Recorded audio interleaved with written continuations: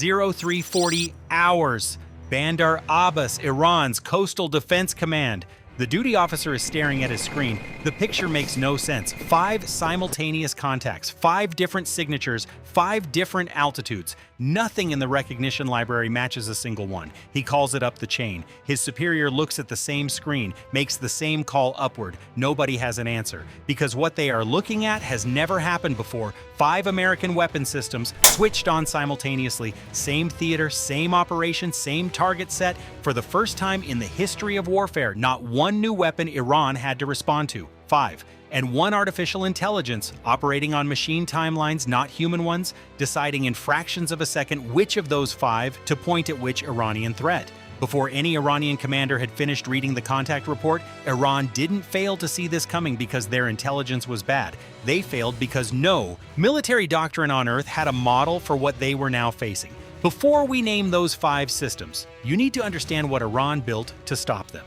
Because their strategy wasn't wrong, it was just obsolete before the first shot fired. The Strait of Hormuz, 21 miles at its narrowest navigable point. 20% of the world's oil supply moves through it every single day. No bypass route, no pipeline alternative, no way around it. Iran's military planners looked at that number for 3 decades and reached one conclusion. They did not need to defeat the United States Navy. They just needed to make keeping that strait open cost more than Washington was willing to pay. So they built a doctrine, 3 layers, running simultaneously, each one designed to make the response to the others harder. Layer 1, air defense, the Bavar 373. Iran's domestically developed answer to Russia's S-400, $600 million in development costs, multiple years of testing, built explicitly to engage stealth aircraft at the ranges the U.S. carrier air wing would have to cross. Designed, in Iran's own words, to shoot down the F-35 before it got close enough to matter. Layer 2, drone saturation, the Shahed 136, $50,000 per unit, a one-way attack drone with enough explosive payload to damage anything it hits. The strategy was pure economics. Force the U.S. to intercept every drone with a Patriot or a Standard missile, a $4 million intercept against a $50,000 drone.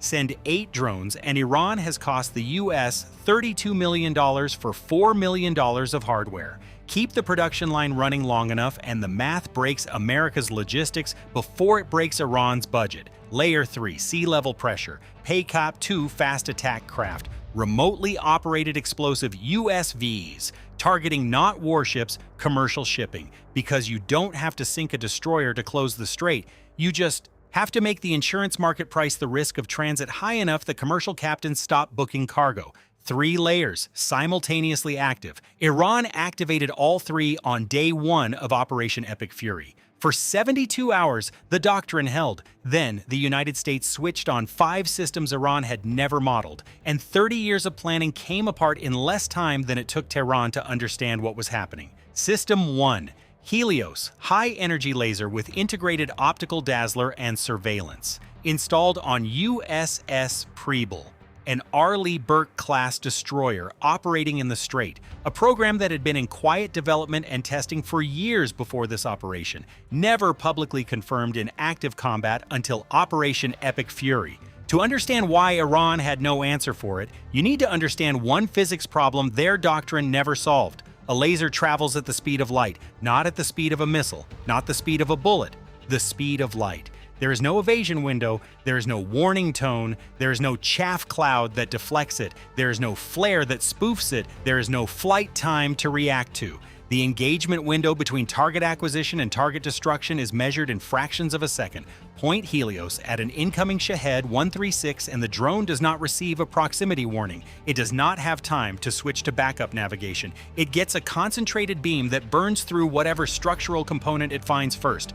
Optical sensors, fuel lines, control surfaces, until that component stops functioning. And then the drone stops too. Cost per engagement, electricity, not a Patriot round, not a Standard missile, electricity. Iran's entire Shahed strategy was built around one number, $4 million per American intercept versus $50,000 per Iranian drone. Send enough drones, and the economics win the war before the weapons do. Helios didn't reduce that. $4 million number, it deleted it entirely. But that is only what Helios does to the drones in the air. What it did to Iran's radar picture was different.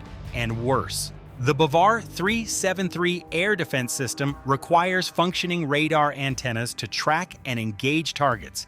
Helios, at sustained power, burns radar antennas, not the entire system, the antennas, the exposed components, the parts that have to face outward to function. A Bavar 373 with burned radar antennas is a $600 million box sitting in the Iranian desert with no eyes.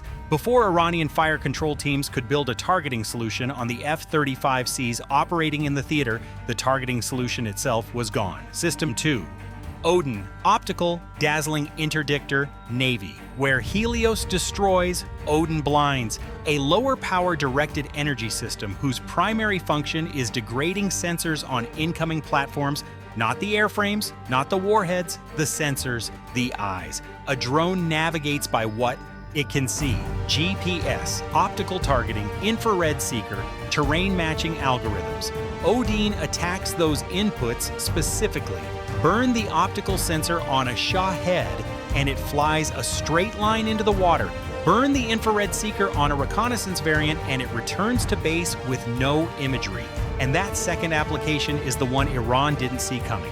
For weeks before Operation Epic Fury escalated, Iran had been flying Shahed 139 reconnaissance variants, the longer-range surveillance version, to map U.S. carrier positions in the Gulf, building targeting packages, tracking patrol patterns, updating the picture their strike planners were working from. Odin ended that picture, not by shooting the drones down, by sending them home intact, blind, carrying sensor footage that looked right but was wrong. Iran's planners continued making decisions from a picture that had stopped being accurate, because the drones delivering it were arriving without having seen anything. They didn't know the picture had gone dark. They kept planning from it anyway. System 3, Lucas. This one Iran genuinely did not see coming. Lucas, low-cost UAV swarming technology, is the American answer to Iran's drone swarm doctrine. And the answer is not a missile, not a laser, not a surface-to-air battery. The answer is a drone swarm of its own. Lucas units are cheap, autonomous, networked with each other in real time, and on radar, on infrared, in the optical band, they look like what Iran is launching. Because the design lineage overlaps intentionally. Because US engineers studied what Iran built and designed something that operates in the same radar signature band. Iran's air defense operators were distinguishing between friendly and hostile contacts using radar returns. Lucas collapsed that distinction. During a Lucas deployment, an Iranian radar screen shows what appears to be an inbound swarm, and somewhere inside that swarm are Lucas interceptors that have already identified the actual Shaheds and are closing autonomously to engage them before they reach the outer defensive perimeter. But the detail that broke Iran's tactical response is this: their countermeasure for drone swarms was to launch more drones, saturate the airspace, overwhelm the defense by volume.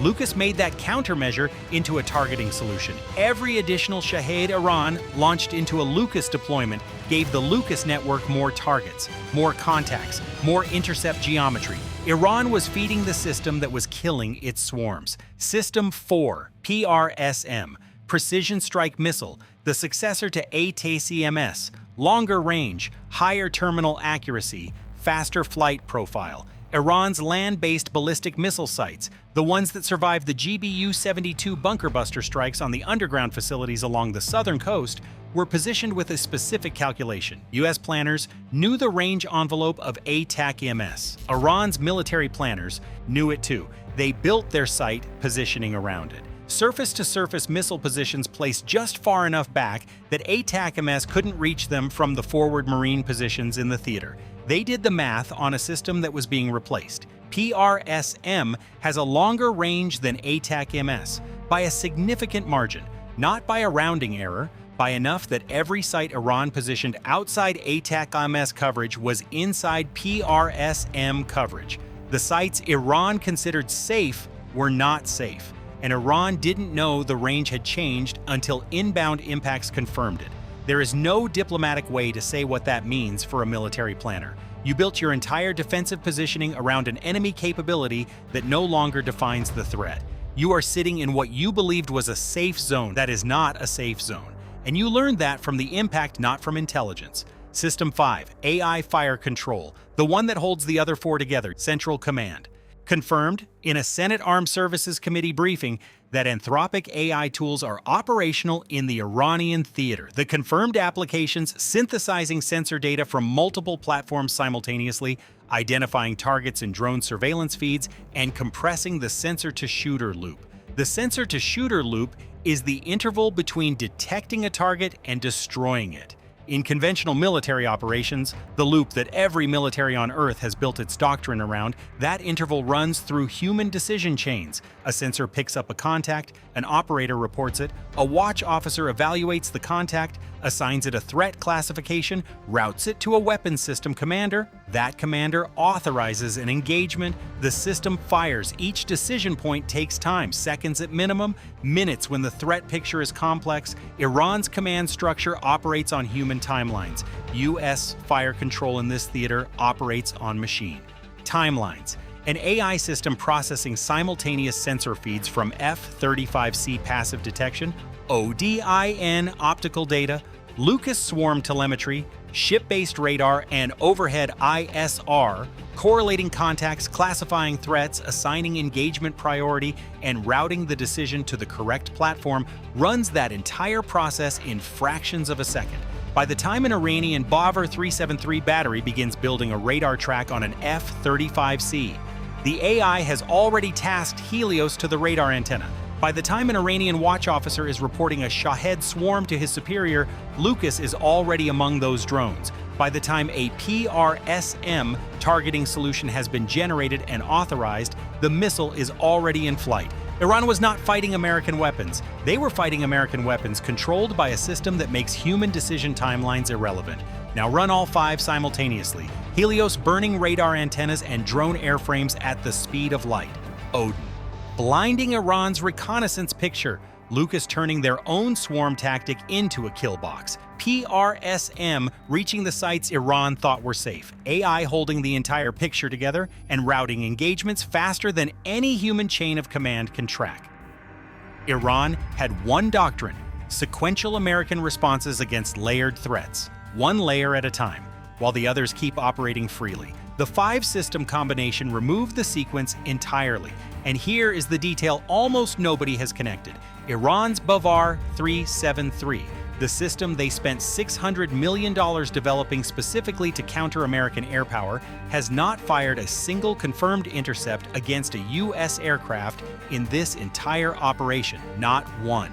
The weapon Iran built to make the F-35 irrelevant, the system their commanders stood in front of cameras to announce would change the regional balance of power. The crown jewel of their air defense network. It sat in its deployment position. It never got a targeting solution it could prosecute. Not because U.S. aircraft stayed out of range, because Helios was already burning the radar antennas that would have found them. Before the targeting sequence could begin, the system's eyes were gone. $600 million, years of development, 0 confirmed intercepts. Iran's most expensive weapon, made useless before the first engagement by a system that didn't exist when Iran started building it. The numbers and the paradox. Day 22, Operation Epic Fury. Admiral Brad Cooper, CENTCOM commander, releases the assessment. More than 9,000 Iranian targets struck, more than 140 vessels damaged or destroyed. 3 weeks of sustained combat operations at a tempo the U.S. has not run since the Second World War. Cooper uses that comparison deliberately. Not the Gulf War, not Libya, not Iraq, World War II. The scale of what the 5-system combination accomplished in 22 days is not a talking point. It is a historical data point. But the cost on the U.S. side is real. 3 carrier strike groups running simultaneously: USS Abraham Lincoln, USS Harry S. Truman. A third deploying as the operation continued. $19,500,000 per day in operational costs for 3 groups running at combat tempo. The 31st Marine Expeditionary Unit forward positioned. Additional destroyer deployments, logistics chains operating at sustained war pace. The U.S. won comprehensively in iron, in radar returns, in confirmed kill assessments, and CENTCOM press releases. But this was not a cost-free operation, and that matters for what comes next. Because the paradox at the center of the 5-system story is this: Helios is a program, Odin is a program, Lucas is in development, PRSM is entering full production. AI fire control is now operational and confirmed. The future of U.S. military dominance is clearly in directed energy, autonomous systems, and machine speed engagement loops. And while all 5 of those systems were destroying Iran's 30-year doctrine in the Strait, the aircraft that was doing a job none of them can do was the A-10 Warthog, flying at 200 feet, running a cannon that has been in service since the 1970s, hunting fast attack boats at wave height in a contested choke point in ways that no laser, no drone swarm, and no AI fire control system currently replicates. The Air Force has been trying to retire the A-10 since 2015. Congress blocked it. The National Defense Authorization Act for fiscal year 2026 mandated a minimum inventory of 103 aircraft through September 2026 and required a formal transition plan before any aircraft could be divested. The aircraft was legally preserved by an act of Congress. Then it went to war in the most strategically critical waterway on the planet and performed a function that the 5 most advanced weapon systems the U.S. has ever deployed in a sea single operation could not replicate. The A-10's budget documents still call for full retirement by 2027. One of 2 things happens next. Either the Warthog gets a reprieve because Operation Epic Fury proved that low-altitude sustained close air support over contested water is a mission set the future force cannot currently fill, or the retirement proceeds. And the next time the U.S. faces fast attack boat swarms in a choke point, the question of what fills that mission gets answered in real time. Neither outcome is certain. Both are consequential. Resolution and forward threat. Iran's multi-domain assault, drones from the air, USVs from the sea, ballistic missiles from land, fast boat swarms from the surface, was the most sophisticated asymmetric threat package the IRGC had ever executed in combat. For 72 hours, it imposed real costs. It split U.S. defensive coverage across 4 simultaneous vectors. It forced prioritization decisions under real operational pressure. Then the integrated system came fully online, and Iran had no next move because every adaptation they made to counter one platform exposed them to another. Fast boats accelerating away from the A-10's gun runs ran into targeting solutions the F-35C had already built from altitude. Shahed swarms launched to saturate the destroyer screen ran into Lucas, which had already ceded the same airspace. Radar systems brought back online after Helios passes gave Helios a new aiming point. Missile batteries repositioned to avoid PRSM, targeting relocated into positions the AI fire control picture had already cataloged. Iran's doctrine required the U.S. to respond to one layer at a time. The 5-system combination meant every layer was addressed simultaneously. The doctrine's core assumption was gone. The Strait of Hormuz is not fully open. The mines are not fully cleared. Commercial shipping is still watching before anyone transits that water. 22 nations have signed a joint statement supporting safe passage. Royal Navy coalition mine clearance operations are running. The work continues, but Iran's ability to threaten U.S. assets in the Strait measurably degraded, not in assessment, in iron, at the bottom of the Persian Gulf. And now the question that every Iranian military planner who survived Operation Epic Fury is working through right now. They built the Bavar 373 to defeat the F-35. They built the Shahed swarm to break American economic willpower. They built the underground bunkers to survive the first strike wave. All 3 answers failed simultaneously. Against a combination they had no intelligence on and no doctrine for. The harder question is this: what do you build when the opponent defeats your entire current doctrine with systems that didn't exist when you started designing that doctrine? The Bavar 373 development began before Helios existed as an operational system. The Shahed economic strategy was calculated against AL, Patriot-only intercept inventory. The underground bunker positioning was calculated against ATAS-CMS range envelopes. Iran built the right answers to the wrong questions. The 5 systems that dismantled those answers are already being upgraded. Helios is moving to higher power variants. Lucas is scaling toward larger autonomous swarms. PRSM range is extending further. AI fire control integration is deepening across every platform in the theater. Iran doesn't have an answer to what just happened. The US is already working on what comes after it. Iran spent 2 decades building the weapon that would stop America. America built 5 new ones in 2 years.